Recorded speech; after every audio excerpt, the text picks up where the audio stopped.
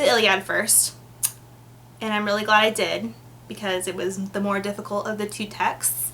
The Iliad basically describes the Trojan War, and it's really stupid.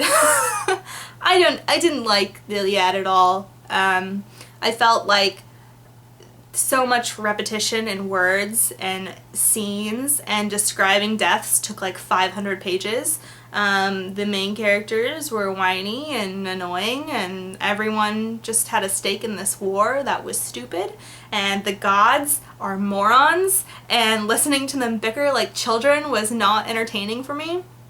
I can't say that there was really anything I liked about the Iliad. I think I gave it 2 out of 5 stars on Goodreads. 1 star because it's a classic work, and I get that it's one of the oldest texts, and for that it deserves a star. And I got a 2nd star because it made me laugh sometimes, like when the river just starts beating up this dude and then they duke it out for like 20 pages and the river wins, and it makes me laugh, but then the men go in the river and start fighting the river and nothing makes sense. The Iliad can be summed up as, in every other sentence being, this man, son of this man and this man, who grew up doing this thing, and had a brother of this name, and who was now fighting in this war, has now been stabbed just below the nipple with a spear through his heart, has fallen on the ground in this bloody heap of mess, killed by this man, son of this man, who is brother to this man, and who grew up doing this thing,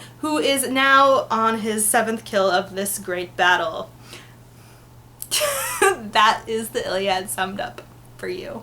I'm sure there's a lot more depth to it and interests, I'm sure, but I just can't be bothered to find out, and I just don't care. Moving on to the Odyssey, which I enjoyed immensely, actually. Odyssey is also written by Homer. Homer is this guy that we're not really sure who he was or if he actually wrote these things. Most of these stories were told verbally at the time, and Homer, it seems, just wrote them down. The last half of the Odyssey, like the last chapter or 2, it's debated hotly on if Homer actually wrote these, because it seems very different than the rest of the book, and also kind of pointless.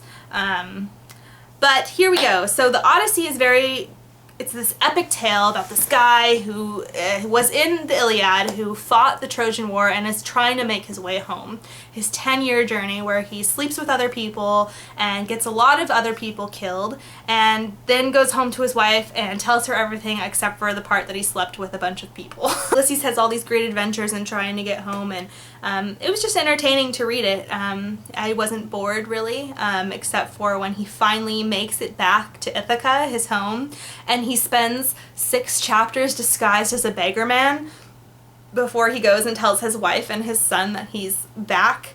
I would have been okay with that for a few chapters, but not like 6, because it was getting exhausting towards the end and I got kind of bored.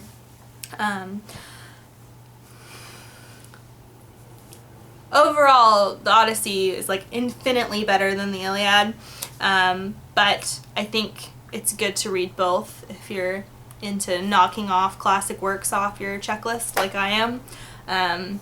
I think they complement each other in a way, and it's interesting to see how stories were told. For instance, everything's always foretold in these books, so you know what's going to happen before you read it, so sometimes it's hard to keep going when you're like, yes, I know he will prevail and kill all these suitors and come home and live happily ever after, but my god, do we have to have 6 chapters of him disguised as a beggar before that happens? I don't think so.